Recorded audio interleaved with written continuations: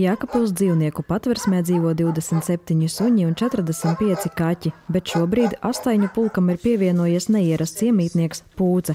Lai gan patversme savvaļas putnus un dzīvniekus nepieņem, šoreiz iestāde nolēmusi palīdzēt, uzņemot pūci līdz brīdim, kamēr tā tiks nogādāta pie kompetentiem speciālistiem.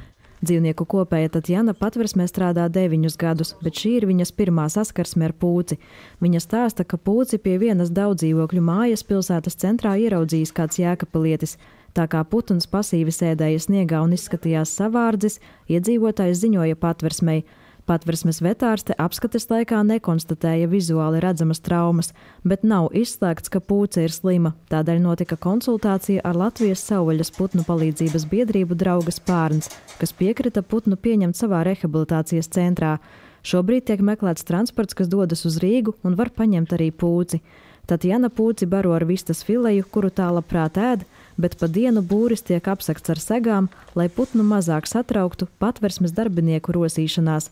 Jēkabpils dzīvnieku patversmes darbinieki uzsver, ka šis ir izņēmuma gadījums. Patversme nepieņem nelaimē nokļuvušus savvaļas putnus, to dara biedrība Draugas Pārns.